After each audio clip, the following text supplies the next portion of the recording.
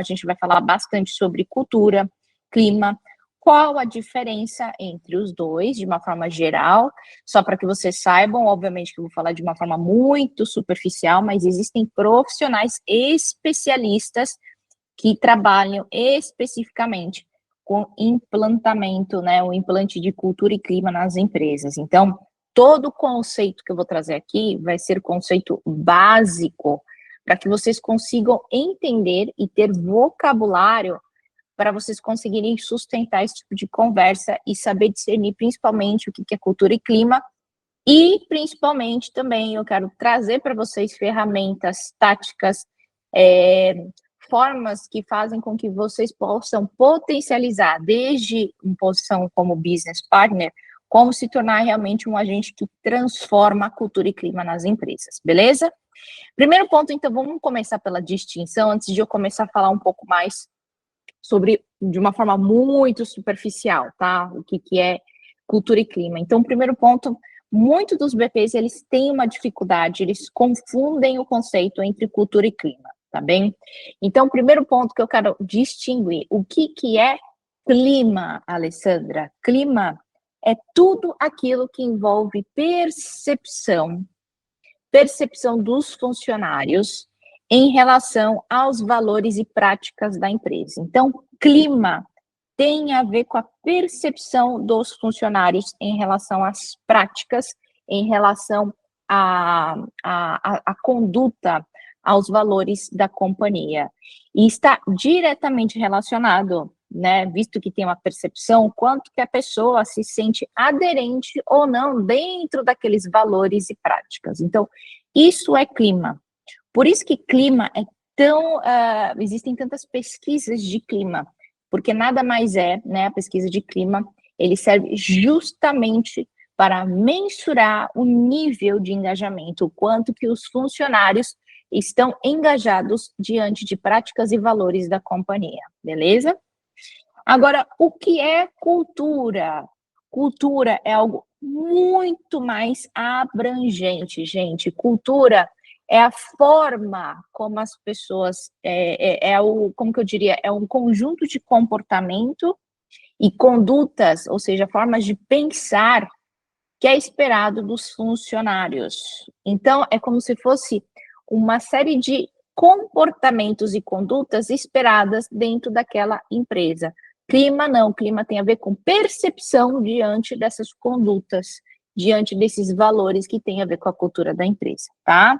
Então, cultura é uma coisa que tem muito mais a ver com as nossas ações do nosso dia a dia, que tem a ver com a forma como a gente transmite, como a gente decide, quais são os valores que norteiam as decisões, quais são os comportamentos que a gente espera das pessoas, por que esses comportamentos são esperados e como que isso se chama, né, na empresa. Então, empresas, principalmente empresas globais, internacionais, elas têm muito bem estabelecido, principalmente a cultura. Então, é uma das formas de você potencializar resultados numa empresa, é você ter clareza dentro do que é a cultura organizacional, qual que é a cultura que é esperado, né? Como que você pode ir moldando a cultura de uma empresa. E claramente também dentro da cultura existe uma série de práticas e pesquisas para mensurar a percepção do quanto as pessoas estão aderentes, quanto elas se sentem engajadas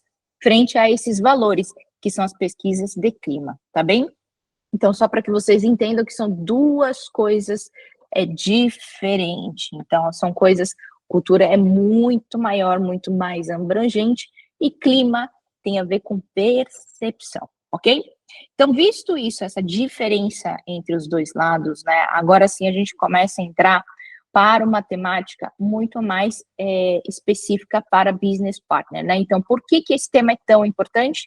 Porque uma vez que a gente consegue entender e a gente consegue trabalhar, moldar a cultura de uma empresa, né? Então, faz parte da natureza de um business partner compreender a cultura e o clima, como que está a percepção de clima dentro daquela empresa.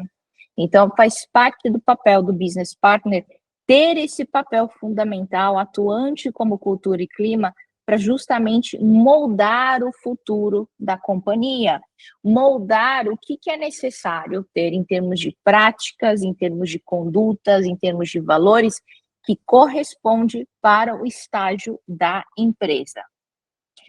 Nós, como BPs, somos fundamentais nesse sentido, e não somente BPs, como também RHs, né, que se posicionam de uma forma mais estratégica. Então, quanto mais você entender quais são as ferramentas que moldam a cultura e quais são como que a gente pode utilizar também as pesquisas de clima, que são variadas, tá, gente? São várias formas, vários tipos de pesquisa de clima que existem, várias metodologias, mas quando a gente utiliza essas duas ferramentas, aí sim, a gente está se posicionando de uma forma estratégica, porque estamos falando de um resultado no médio e longo prazo.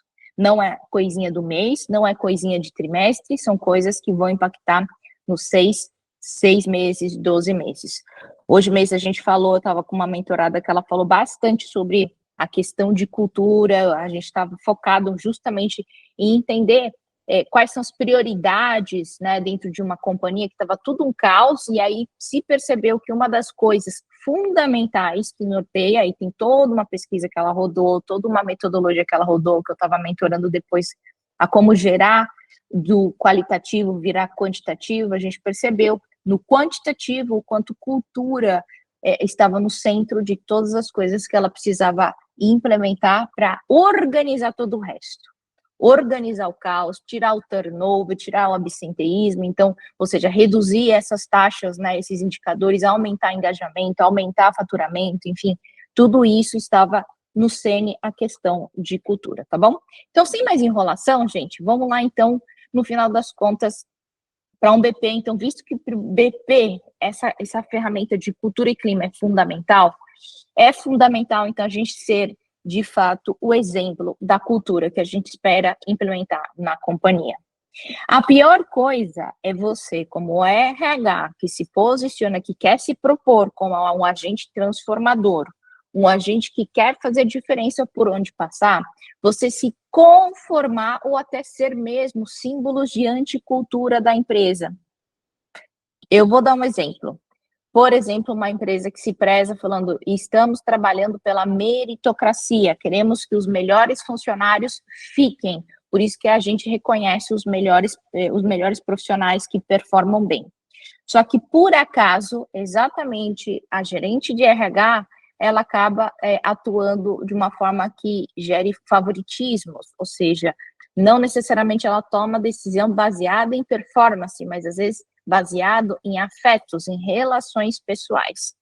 Então, muito cuidado com figuras como essas, muito cuidado com valores como esses, por exemplo, né, se você já está aqui, provavelmente você está mais alinhado com o meu ponto de vista, que você tem que estar cada vez mais, ser a pessoa que representa muito bem a cultura da companhia. Você precisa cada vez mais estar mais próxima para você também ajudar a empresa a moldar. Sim, gente, é duro, porque às vezes fica parecendo que nós, como RH, somos super-heróis, temos que ser como se fosse sempre os exemplos, sim, porque a gente é uma figura-chave na construção de cultura, não é como se fosse uma pessoazinha de finanças, né, sem tirar o mérito de ninguém, mas a gente não a questão da cultura não tem o mesmo peso para uma pessoa de atenção ao cliente, não tem o mesmo peso de uma pessoa que está em finanças, não tem o mesmo peso de uma pessoa que está em vendas. Infelizmente, ou felizmente, né, esse tema está muito mais conectado para quem é de RH. Então, o primeiro ponto que eu trago aqui para você é quando a gente fala sobre cultura e clima, fique atento para ver se você realmente é um bom representante da cultura daquela empresa ou da cultura que é necessário ser implementado naquela empresa onde vocês estão.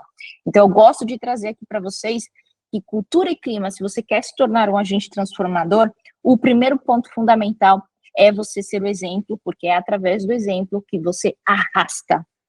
Você não fica só no teórico, você não fica só no discurso, mas através do seu próprio exemplo, você consegue transmitir a transformação. Então, esse é o primeiro passo que você deve dar quando você quer se propor como sendo um agente transformador, um business partner impactante, que transforma por onde passa.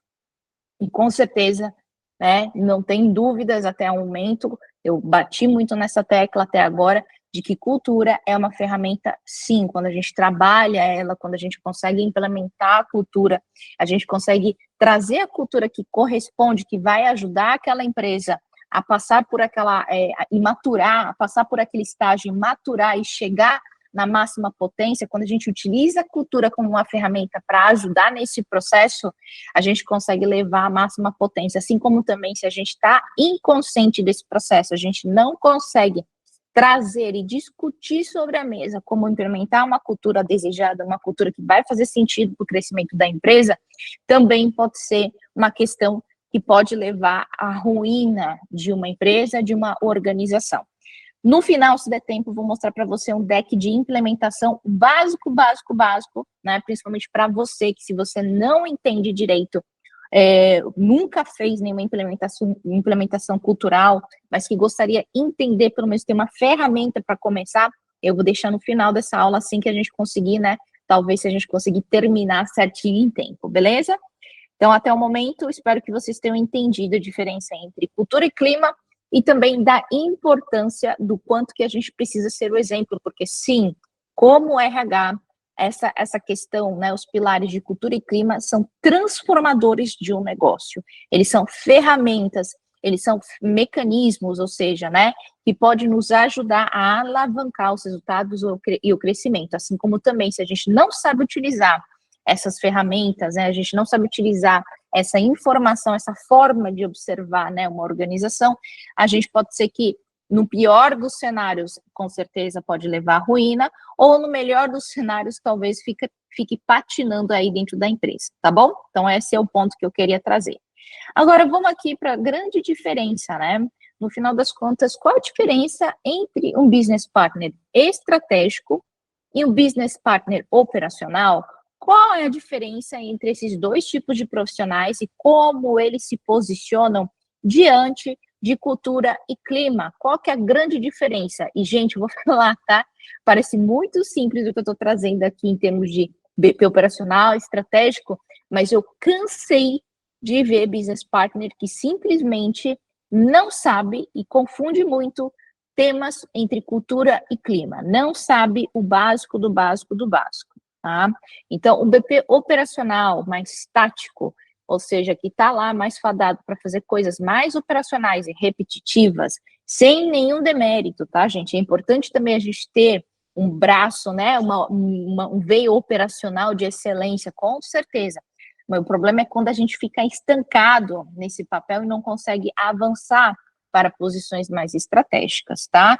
Mas um BP operacional que está ali parado nesse estágio são pessoas que não sabem a diferença entre cultura e clima. Você já sabe, porque eu já comecei a aula falando da diferença entre esses dois, tá?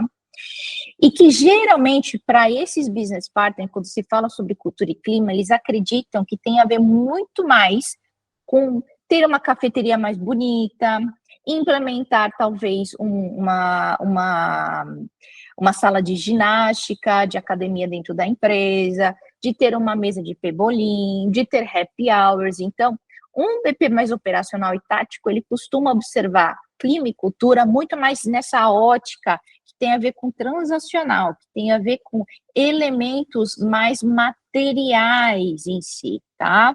E também são pessoas que costumam oferecer, quando se não é uma proposta de elementos mais materiais, como cafeteria, bombom, chocolate, né? Então, já trabalhei em organizações em que a própria business partner acreditava que para ter uma boa cultura e clima era necessário dar ovos de Páscoa, né? Então, ou era necessário presentear todas as mulheres com rosas no Dia das Mulheres. Então, tinha essas coisas, havia uma certa confusão de conceitos, tá bem?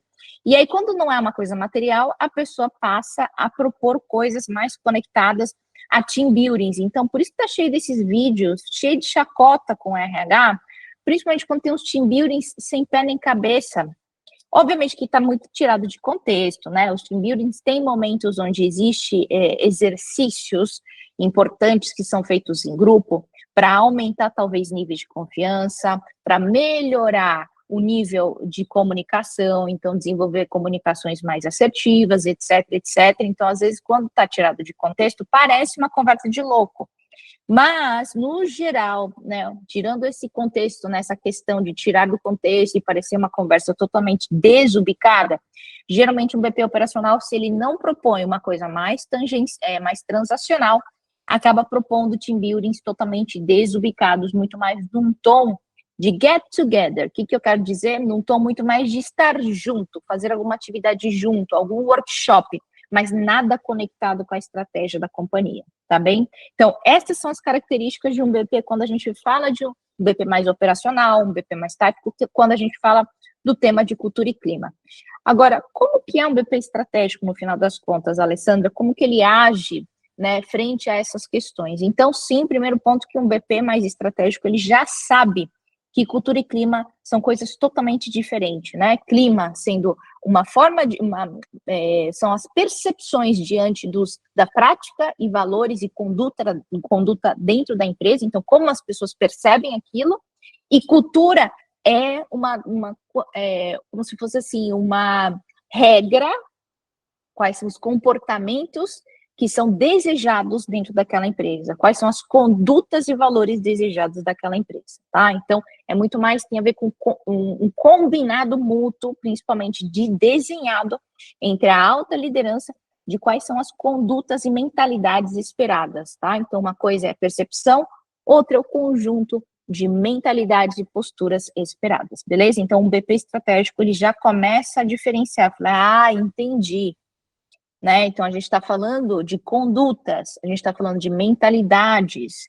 Então, se a gente está falando desse aspecto, significa que eu, como business partner, tenho um papel fundamental de entrar nesses fóruns, principalmente em empresas que ainda não têm isso muito bem estabelecido, construído em termos de cultura, ou seja, clareza, não se fala explicitamente que você espera dos funcionários uma execução com excelência, por exemplo, você espera que os funcionários sejam talvez minuciosos, depende de cada cultura, tem empresas que às vezes não precisa da minúcia, mas que precisa ser pessoas mais ousadas para poder expandir, então tudo depende do estágio da companhia, né? Então, quando a gente percebe que a cultura, ele se torna uma ferramenta ótima, excelente para potencializar resultados da empresa, é aí que você entra para poder fazer diferença com a camada da alta liderança, desenvolver com eles quais são todas as condutas e mentalidades esperadas dos funcionários.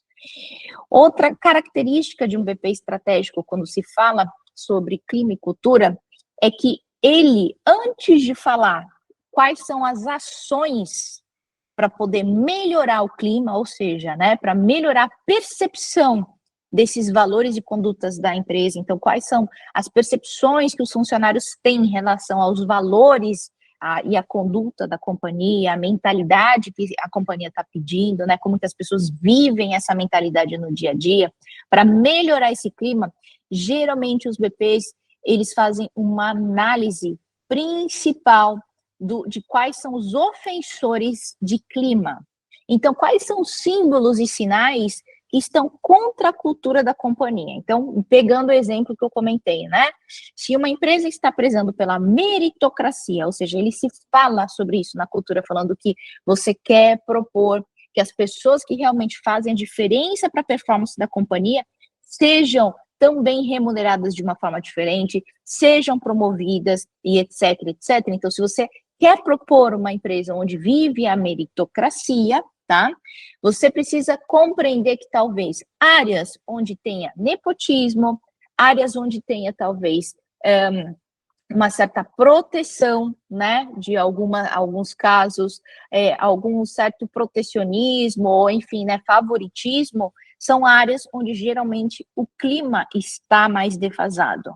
Porque as pessoas falam isso, elas falam assim, poxa, aqui na empresa, se a gente está falando que é importante ter meritocracia, então por que meu gerente permite que o Joãozinho, que não performa, até falta, está tendo aí aumento para o Joãozinho, entendeu? Então, são coisas discrepantes. Então, o BP mais estratégico, ele começa a observar ofensores, ou seja, quais são as atitudes que vão contra, que não consegue sustentar a cultura que a empresa está dizendo que ela tem dentro e quer desenvolver. Então, esse é o grande questão. Então, o BP estratégico não sai propondo, vamos então, para melhorar o clima, vamos fazer happy hour, para melhorar o clima, vamos começar a comprar ovo de Páscoa, para melhorar o clima, vamos começar a comprar rosas. Não, isso aí são atividades de BP mais operacional, tático, que não entendeu o que é cultura e clima.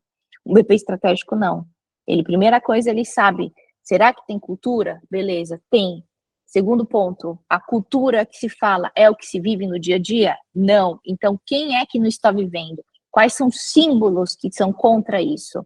Quais são as coisas que os líderes fazem que está indo contra essas questões de cultura?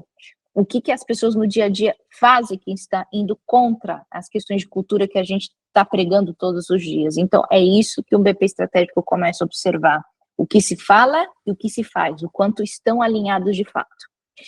E claramente também dentro desse contexto, se tiver que propor um team building, digamos assim, nesses encontros, é sempre dentro de um aspecto que tem a ver com remediar ou resolver esses símbolos de ofensas, né, de ofensores de clima. Então, por exemplo, se percebe que os líderes têm uma tendência a favoritismo, então é um BP que vai propor muito mais treinamento sobre decisões frente à calibração de performance, que, aliás, a gente vai falar sobre esse tema de calibração de performance no próximo encontro.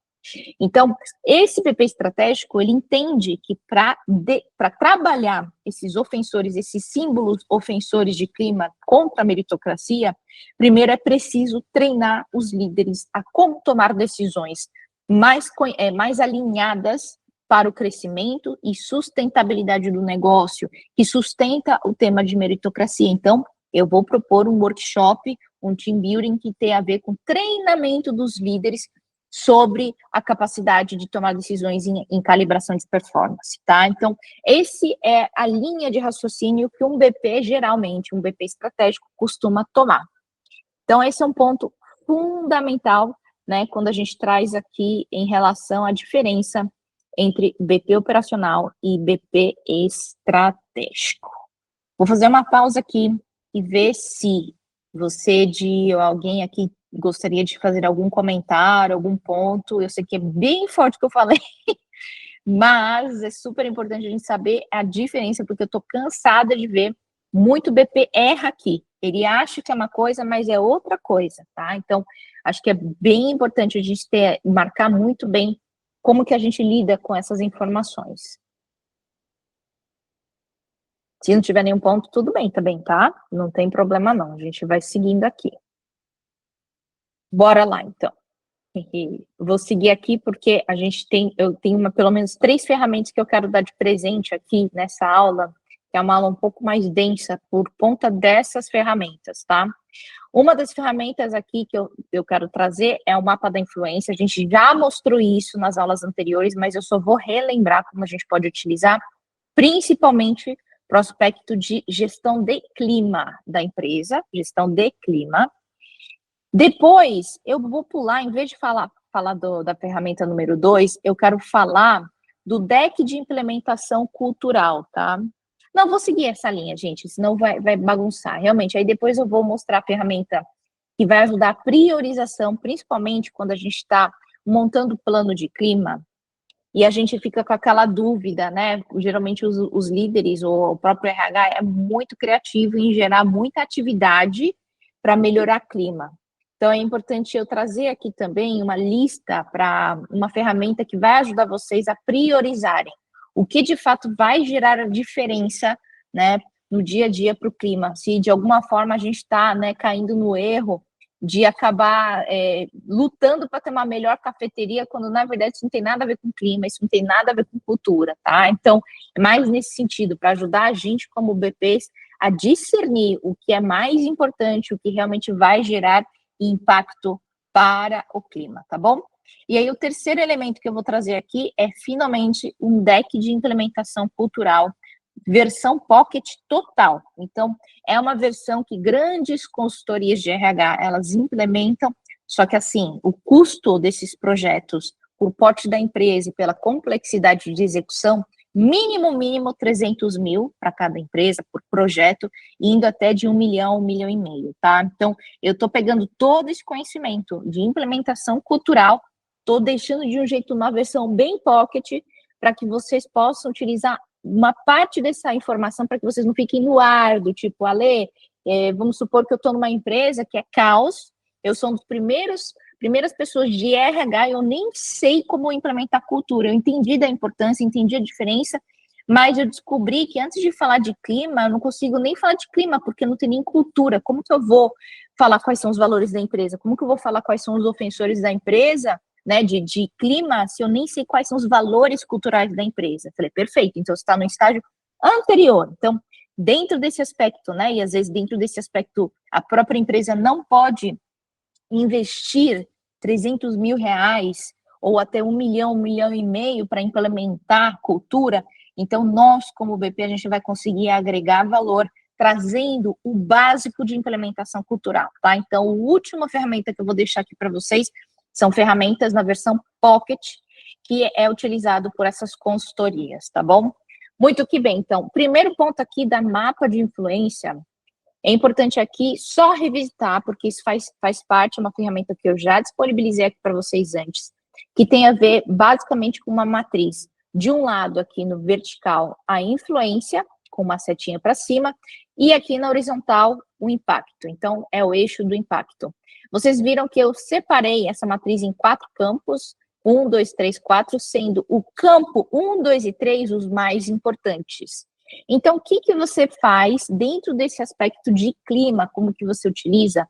Então, vamos supor que você, como business partner, atende uma área em específico, vamos supor uma área comercial, que está com problema de clima, né? Vocês percebem pela metodologia de vocês que o clima está defasado, que o clima está ruim e que precisa ser trabalhado, tá? Como que você pode utilizar essa matriz para descobrir quem são os grandes influenciadores de clima dentro daquela área? Gente, por que é tão importante a gente saber disso? É muito mais fácil a gente mexer nos influenciadores do que você tentar falar individualmente com as pessoas, principalmente se tiver um volume alto de pessoas. O mais importante é você entender quem são as pessoas que viram a chave, que se você virar ela, a chave dessa pessoa, mais 10 pessoas vão junto com essa pessoa, porque ela influencia outras pessoas dentro da área, para o bem e para o mal. Geralmente, quem influencia para o mal são também ótimas pessoas para você conseguir construir uma parceria, ajudar ela a compreender a direção da empresa, ajudar ela a entender que determinadas ações foram necessárias a serem tomadas. Então, obviamente, tudo cuidando do sigilo, respeitando aí as informações confidenciais e sensíveis da empresa, que nós, como RH, temos acesso. Mas quando você traz essas pessoas para perto de você, para explicar um pouquinho mais o que está acontecendo, são as pessoas que vão potencializar a sua entrega, são as pessoas que vão te ajudar a acelerar, a alcançar um melhor resultado de clima. Então, o que você vai fazer? Você vai pegar uma lista, né, de nome da área das pessoas, né, do nome das pessoas de uma área que você atende, e vai começar a colocar dentro desses quadrantes. Então, primeiro quadrante que você vai começar a povoar é o quadrante 1. Quem são as pessoas dentro dessa lista que você tem de nomes, que são as pessoas que têm a maior influência e impacto no clima? Será que é o líder supremo da área? É uma outra pessoa que está há muito tempo da companhia? Ou é uma pessoa que chegou já na empresa, mas ela tem uma atitude mais dominadora? Então, geralmente, o quadrante 1 está reservado para essas pessoas.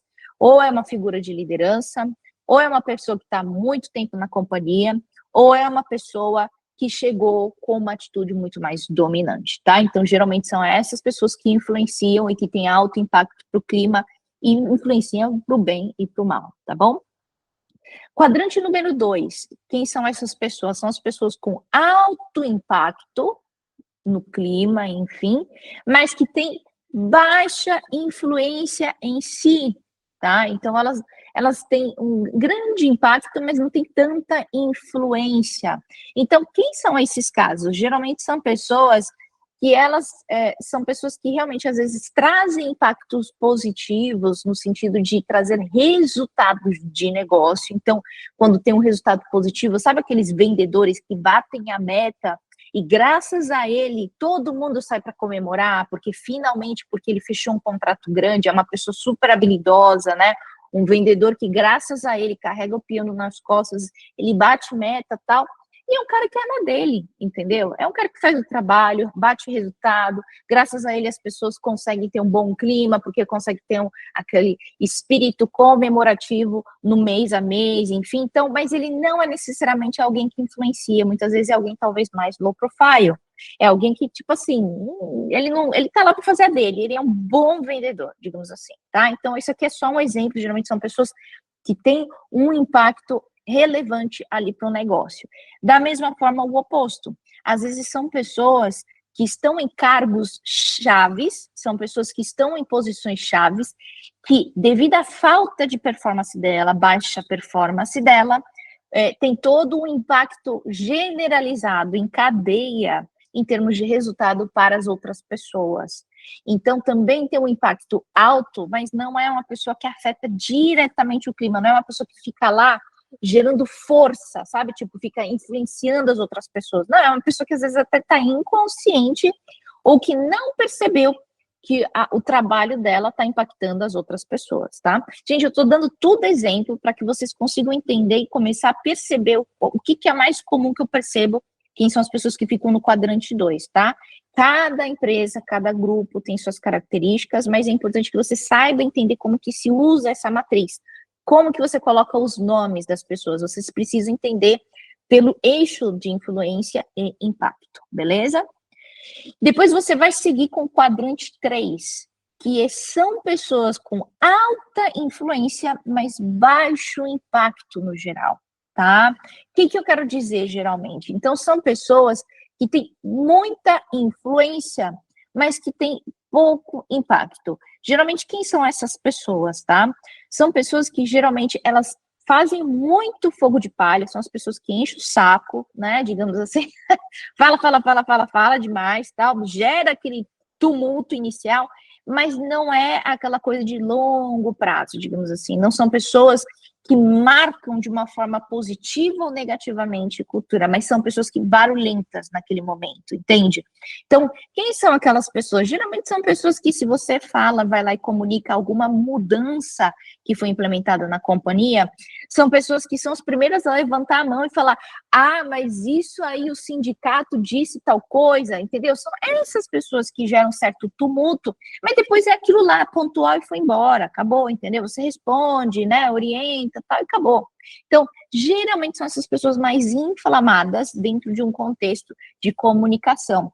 E elas têm alta influência, porque assim, se elas se inflamarem dentro de uma reunião, todo mundo vai atrás dela, mas depois apaga, né? Da mesma forma que também, se ela engaja numa reunião, todo mundo se engaja, entendeu? Mas também não é algo duradouro, digamos assim, você entende? Então, são pessoas que fazem muito trabalho ali de engajamento muito forte, aí todo mundo vai atrás dela, são pessoas que geralmente levantam a mão em reunião, ela não tem medo da cara a tapa. Então, são pessoas do quadrante 3, tá? Características de pessoas do quadrante 4 são as pessoas X, que é a grande maioria, tá, gente? Assim, dentro de uma organização, não é a grande maioria, não está no quadrante nenhum, nem 2, nem 3, a maioria está no quadrante 4. Quem são o quadrante 4? Gente, quadrante 4 é a galera que quer acordar, fazer o rolê, trabalhar numa boa e voltar para casa sem nenhuma dor de cabeça, pelo amor de Deus, entendeu? Não se envolve com fofoca, são pessoas profissionais, são as pessoas que estão fazendo né, o dela ali, estão fazendo muito bem o feijão com arroz, não tem problema de performance, não impacta ninguém, tá redondinho. Então, a grande maioria das pessoas está no quadrante 4. O erro maior, né, nosso como BP, geralmente é quando a gente começa exatamente a falar com as pessoas que estão no quadrante 4, que são as pessoas que estão fazendo o dia a dia dela. Ela não é nenhum grande influencer, digamos assim, e nem é uma pessoa que gera impacto para o clima. Então, muito cuidado para você não começar a bater papo, para começar a ter diagnóstico de clima com as pessoas do quadrante 4, porque o quadrante 4 tá querendo fazer o dela e tá tudo bem, que bom, graças a Deus que tem gente assim, tá bom? Então, assim, essa é uma ferramenta inicial, né, que vai ajudar bastante você a discernir por onde, quem são os interlocutores chaves, por quem que você deve começar e quem que tem que estar próximo de você se você quer mudar o clima de uma área. Então, principalmente, quadrante 1, 2 e 3 são as pessoas que você tem que estar próxima, são as pessoas que você precisa tomar um café um a um, né, de uma forma individual, para conhecê-la, entender o ponto de vista dela, para trazer essa pessoa junto de você, perto de você, dentro desse grande plano de clima, tá bom? Então, pro bem e pro mal, tá, gente? Pro bem e pro mal, são pessoas que vão mudar a roda por vocês, tá? Então, mexendo, às vezes são, não é todo, vamos supor que é uma área que tem 100 pessoas, às vezes não é 100 pessoas que você precisa conversar, às vezes no máximo são menos de 10, às vezes até 5 pessoas que está aqui distribuída nesses 3 quadrantes, 1, 2 e 3, tá? Então, imagina, em vez de você falar com 100, é melhor você falar com 5, mexer com essas 5 pessoas, fazer com que essas pessoas atuem e trabalhem junto com você em função, né, dessa construção de clima, beleza? Outra ferramenta que eu quero trazer aqui para você, para ver se vai dar tempo aqui, é uma ferramenta que vai ajudar bastante no momento em que a gente está em brainstorming com os líderes ou com o próprio RH, e a gente quer começar a ter um monte de ideia maluca, mirabolante, assim, sabe? Ah, vamos fazer cafeteria, ah, vamos fazer um team building, ah, vamos melhorar tal coisa, vamos implementar tal processo, vamos fazer comunicação, vamos fazer tal treinamento. Então, você começa a ver que as pessoas borbulham de criatividade com muita ação para melhorar clima.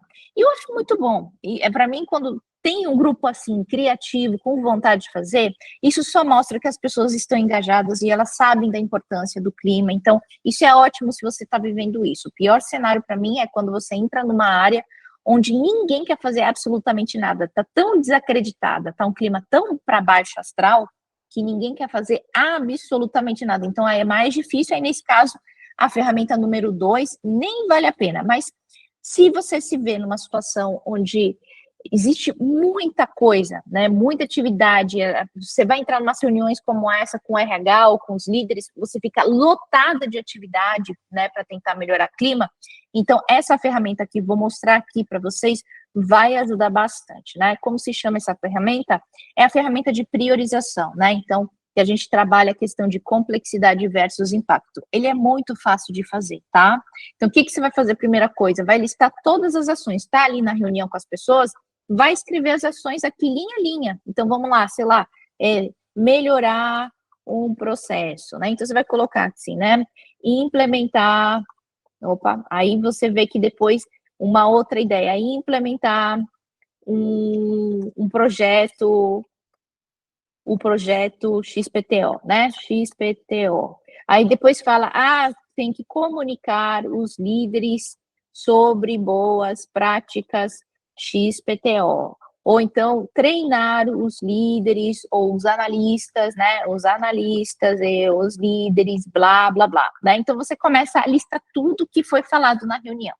Depois que você listar, né, todas as ações, aí sim é hora de você começar a classificar cada ação por complexidade na execução.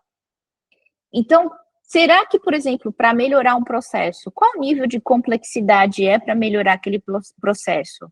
Para você realmente melhorar um processo, mudar algum processo, é um nível alto, médio ou baixo? Aí vamos supor que você fala, não, Ale, é alto, porque mexer esse processo requer todo um alinhamento, eu preciso fazer um kickoff, eu preciso falar com outras pessoas, eu preciso fazer um diagnóstico mais apurado com outras áreas, etc. Então, você vê que é uma complexidade maior. Beleza, então você coloca aqui, complexidade alta. Implementar o projeto, ele é fácil, né? Se ele é de complexidade baixa, média ou alta. Eu falei, implementar um projeto também tem uma coisa meio alta aqui, mas assim, né? A gente vai classificando. Comunicar os líderes sobre as boas práticas. Não, esse aqui é fácil, Ale. Então, vou por aqui, complexidade baixa. Beleza. Depois aqui você vai classificar, treinar os analistas e líderes.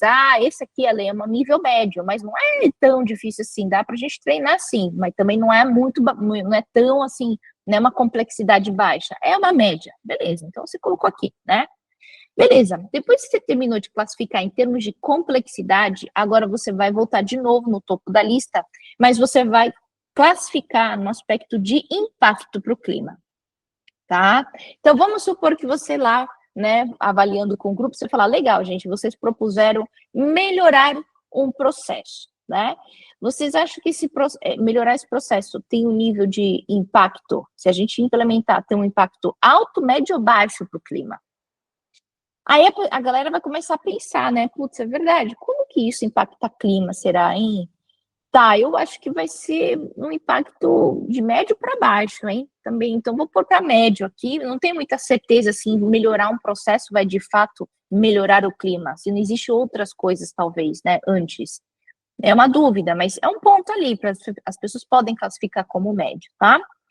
Aí vamos supor que aqui implementar o projeto, qual que é o impacto, se você implementar o projeto, qual o nível de impacto para o clima? Você acha que vai ser alto, médio ou baixo? Ale, tô achando que vai ser baixo, porque esse projeto tem muito mais a ver com uma melhoria de pagamento, tal, assim, até vai ajudar as pessoas a terem mais clareza de como que é o fluxo de aprovação de pagamento, mas não sei se isso vai afetar de fato o clima. Então tá, então impacto baixo, né? E assim vai, vocês vão classificando, né? Então, comunicar os líderes sobre as práticas. Ale, qual que é o nível, né, de impacto disso para o clima? Ah, eu acho que é médio, Ale, né? Beleza, vamos por aqui, então, médio. Aí, vamos supor, a gente segue aqui, treinar os analistas e os líderes sobre um tema específico, né, para tratar a questão de, sei lá, boa prática de feedback, de desenvolvimento de carreira, o que for. Para esse tema aqui, você acha que se a gente implementar, vai ter um impacto alto, médio ou baixo? Alto, Ale, com certeza, porque aí as pessoas vão aprender a ter boas práticas, né? Como que é que fala com o funcionário, como é que desenvolve uma conversa de desenvolvimento de próximos passos e carreira. Beleza. Aí, na hora que você terminar de classificar, é a hora de você, então, filtrar exatamente pelas complexidade versus impacto. Então, você só vai filtrar aquilo que tem a ver com baixa a média complexidade. Você vai tirar dessa lista tudo que tem a ver com alta complexidade. Você não vai começar fazendo ações que são mega complexas e que vão demorar muito mais tempo para você colher o resultado. Você vai começar com ações que são de baixa a média complexidade para você colher o resultado rápido, para você já demonstrar um retorno de valor rápido. Então, você vai tirar dessa lista alta e vai deixar somente baixa e média, vai dar um ok aqui, beleza. Ficaram somente essas duas práticas. E aí você vai escolher sempre, o segundo nível de filtro é o impacto alto, tá? Por quê? Claro, gente, se você já vai ter um trabalho né, a fazer, que seja uma complexidade de média a baixa, então vamos escolher aquela que a gente está achando que vai ter um alto impacto de retorno para o clima. Então, qual que vai ser? Aí a gente já conseguiu, né, filtrar. Então, dentro de um contexto onde tinham 4 ações para fazer, você, como BP, já sabe que essa daqui é para ser priorizada, essa de treinar os analistas e os líderes.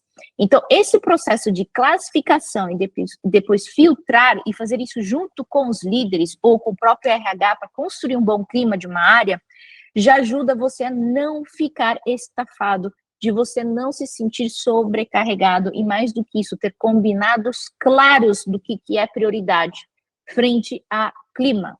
Então, isso aqui é uma forma de vocês saírem da armadilha de acabar fazendo 1000 coisas dentro de clima, para sair daquela história de cafeteria, entendeu? Não entrar na história do bombom, não entrar na história das rosas no Dia das Mulheres, não entrar nessa história, gente, sai dessa, entendeu? Não é isso só. Né? Pode ser isso, mas só isso não é suficiente, tá? Isso aí são carinhos, afetos que a gente pode demonstrar, presenteamento, mas não muda clima, gente. Dar presente numa empresa não muda clima, tá bom? Então, acho que esse aqui é um ponto, é uma segunda ferramenta que eu queria entregar aqui de presente para esta turma aqui, tá bom? Vamos seguir agora para o último tema, né, que eu sei que muitos de vocês queriam saber, que é exatamente o deck de implementação cultural que vale 300 mil reais, tá?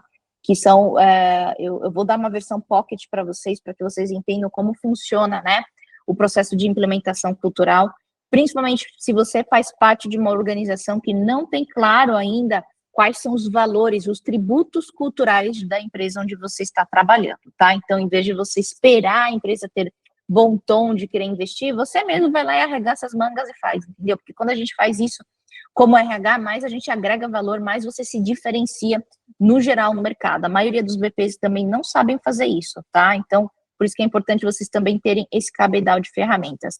Qual que é o deck de implementação cultural? Vou mostrar aqui para vocês, antes da gente terminar aqui, tá? E abrir para perguntas. Aqui, gente, vocês estão vendo, né? Então, esse é o deck de implementação cultural, Pocket total, tá?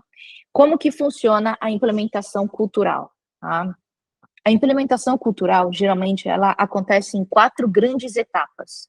Cada etapa pode ter mais de 1 ou 2, ou até mais de 3, 4, 5 reuniões, depende do porte da empresa, tá?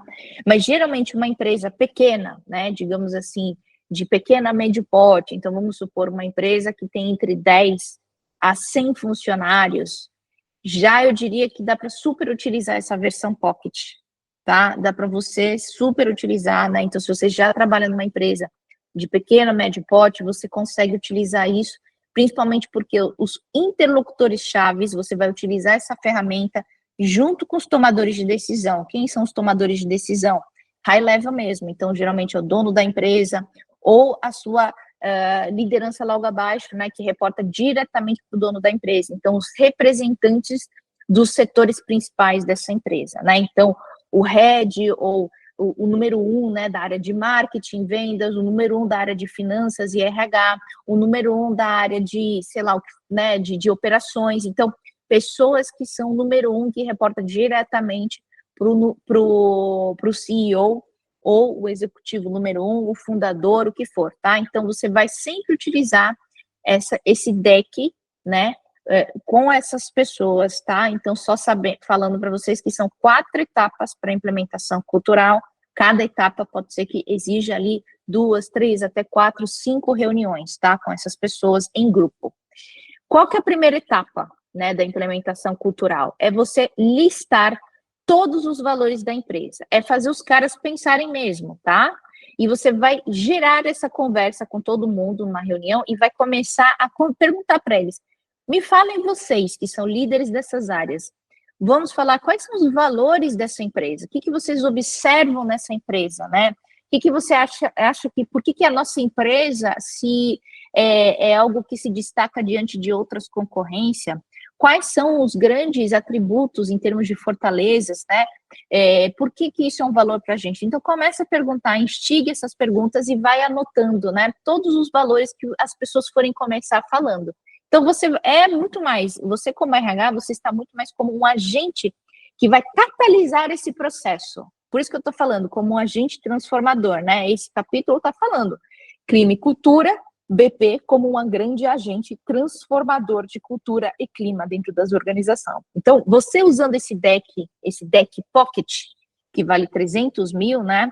Ele vai conseguir fazer com que você vá ajudando as pessoas a entender quais são os valores, né? Então, aqui, por exemplo, eu coloquei, né, um exemplo, pode ser que as pessoas falem sobre excelência no atendimento ao cliente. Então, um dos valores da companhia seja excelência no atendimento ao cliente, tá? Então, pode ser que você demore ali 2, 3 reuniões para conseguir extrair os principais valores que as pessoas observam no dia a dia, tá? Beleza. Agora sim, depois que você terminou de listar, você vai para a etapa 2, né? Que é, de novo, mais algumas reuniões, mas tem que explicar para eles que agora eles avançaram para a etapa 2 da implementação cultural. O que significa essa etapa 2? Você precisa começar a entender quais são as ações ou o que deve acontecer, né, para confirmar aqueles valores. Ou seja, como que eles percebem que aquele valor é importante? O que acontece no dia a dia para descobrir que aqueles valores é importante? Então, pegando o exemplo aqui de atendimento ao cliente. Eu sei que é um valor importante porque quando a pessoa faz um bom atendimento ao cliente, eu fidelizo aquele cliente. As pessoas recebem, né? O atendente recebe elogios, seja por WhatsApp, por escrito, pelas ferramentas, ou ali no balcão. E eu percebo que aquele cliente volta de novo. Então, isso são isso é a forma mais concreta de eles perceberem por que aquilo é um valor. O que é a ação do dia a dia que transforma aquilo como um valor fundamental.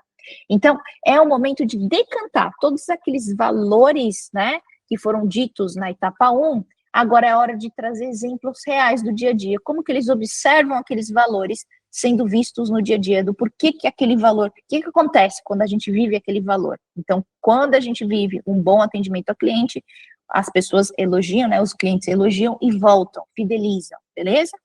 Então, você vai também desprender aqui uns 2 ou 3 reuniões só nessa etapa 2, tá? Para poder decantar um pouco mais, depurar um pouco mais quais são as percepções de valor. Então, no início foi valor, agora a gente está falando de ação. Quais são as ações que a gente observa no dia a dia que está conectado com aqueles valores, tá? Terminou isso de fazer para tudo que vocês, né, listaram em termos de valores e ações, aí sim, finalmente vai passar para a etapa 3. Você, como RH, vai sinalizar os líderes dizendo que sim, passamos para a etapa 3, tá bom? A etapa 3 é uma etapa também de quebrar um pouquinho a cabeça. Por quê?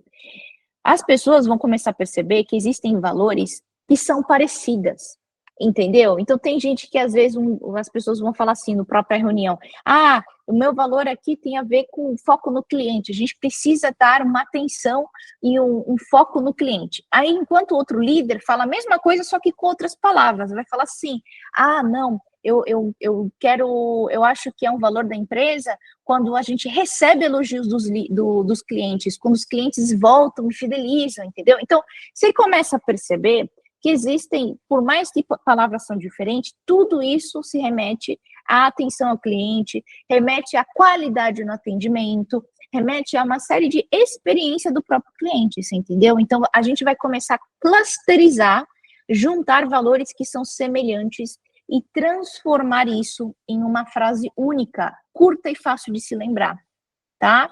Então, no caso aqui, eu dei como exemplo, vamos supor essa questão de atendimento ao cliente, pode ser que, então, dentro, né, dessa questão, a gente consegue afinar, a gente consegue deixar de uma forma, numa frase fácil de lembrar, a frase foco no cliente, tá? Então, tudo aquilo que de valores relacionado a cliente, um bom atendimento, etc., e vocês podem chegar num comum acordo de que a frase mais fácil e curta de lembrar daquele valor seja foco no cliente, tá? Então, esse é o momento de realmente amarrar tudo aquilo, né, de monte de ideia, monte de palavras que foram ditas nas etapas 1 e 2, agora é a hora de sintetizar, é hora de você gerar frases curtas. Idealmente, que vocês não tenham mais do que 3 a 4 frases curtas, tá? Que sintetiza a cultura. Por quê?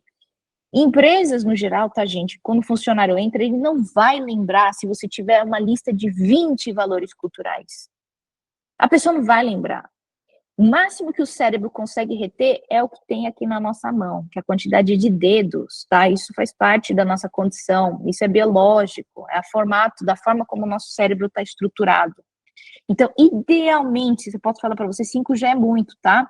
Idealmente, 3 ou 4 para facilitar que a gente foque na construção de cultura, foque nos poucos e bons, e sejam bem firmes com isso, em construir uma comunicação que fale sobre isso, em construir uma atitude do dia a dia que transmita isso, porque quanto mais vocês falarem de uma cultura muito grande, um monte de coisinha, mais é complexo na implementação, tá? Mais é complexo vocês conseguirem monitorar, né, em relação às atitudes que estão alinhadas ou desalinhadas em relação à cultura.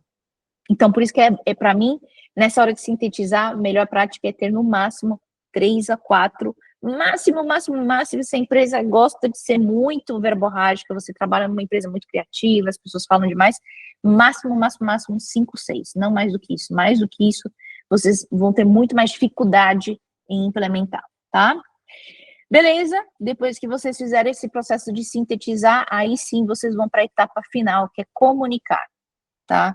E eu até agregaria aqui que não é somente comunicar, mas comunicar e manter, trabalhar a manutenção, ou seja, cada líder que fez, né, participou desse processo de construção de cultura, eles devem ser a personificação em si da cultura da companhia. Então, de novo, pegando o exemplo anterior, não dá para a empresa, né, falar sobre meritocracia se o número 1 de finanças e RH faz exatamente o contrário, ele fica promovendo o primo dele, ele deixa passar pano para uma pessoa que falta porque é a namorada dele, sei lá, entendeu? Não dá, entendeu, gente? Então, as pessoas que construírem cultura com você, né, como um agente de RH, precisa ser a personificação, precisa ser o exemplo junto com você, como RH, a ser também uma pessoa que vive a cultura no dia a dia. Do contrário, a comunicação fica xoxa, os funcionários vão falar por dentro, não vai adiantar nada, né? Então, é importante que a comunicação e a manutenção seja para sempre constante, tá? Então, essas seriam, então, basicamente, as 4 etapas de implementação cultural que é toda empresa que é especializada em implementação cultural faz exatamente essas etapas. É um projeto, né, que vocês, né, se vocês tiverem um pouco mais dessa destreza, né, trabalhar, atuar, assim, vocês conseguem tocar sozinhos, numa boa. Claramente também, se vocês precisarem de ajuda em termos de mentoria, porque nunca fizeram isso e estão sozinhos no RH, eu posso ser super sua mentora, vou ter super o prazer de poder acompanhar também e ajudar você nesse processo de implementação, mas obviamente eu ficando nos bastidores, atuando muito mais como mentora, tá? Orientando aí você na implementação cultural. Mas esse é o processo, né? Que aí as grandes consultorias aí cobram 300 mil, 1,5 milhão, né? Para que eles possam definir qual que é a cultura da companhia, beleza? Muito que bem, né? Esse aqui, então, seria a última ferramenta que eu queria ter compartilhado com vocês em relação ao deck de implementação cultural. No todo, algumas pessoas já me perguntaram, Ale, do começo ao fim, quanto tempo demora? Depende, tá? Depende muito da quantidade de pessoas envolvidas, né? Quantidade de líderes que você tem que chamar para ter essas conversas, né, em grupo, tal, e como que é a comunicação entre eles, se é uma empresa mais atritosa, né, se tem mais harmonia na comunicação entre eles, tá? Depende de várias coisas, mas no geral, do começo ao fim, demora entre 6 meses a 9 meses, tá? Então, principalmente, se você quer fazer cada etapa com muito esmero, do começo ao fim, pode ser que demore de 6 a 9 meses, tá bom? Então, acho que é mais ou menos a média, dependendo do porte da empresa, pode ser que seja menos, né, menos do que 6 meses, mas no geral de 6 a 9 meses, tá? Agora, Lê, a partir do momento que aplica isso, quando é que realmente a gente vê resultados de trazer isso, né, na cultura, de ver essa cultura sendo viva? Depende da manutenção e comunicação, depende de como é que também os líderes que participaram dessa construção, eles se posicionam e se eles são realmente a exemplificação, a personificação dessa cultura ou não, tá? Mas vamos supor que deu tudo certo, né? Tá tudo correndo bem, com certeza, depois da comunicação e tudo que tem que ser feito, por exemplo, um ajuste no recrutamento e seleção que esteja alinhado com a cultura, por exemplo, né? É uma das coisas que acontece depois da comunicação. Então, as pessoas do recrutamento e seleção precisam alinhar com a cultura, precisam avaliar a cultura na hora de contratar um funcionário, tá? Mas vamos supor que depois da comunicação, os primeiros momentos que vocês vão começar a sentir os efeitos seriam mais 6 meses para frente, tá? Então, no total, desde o início até você sentir um efeito, isso aí vocês podem dizer que é entre 12 a 18 meses, tá? Então, todo o processo, se for muito bem implementado, não tiver grandes desvios ou atrasos, de 12 a 18 meses, né, vocês conseguem observar já os resultados, né, em relação à performance, em relação a como as pessoas tomam decisões, em relação à mentalidade da empresa,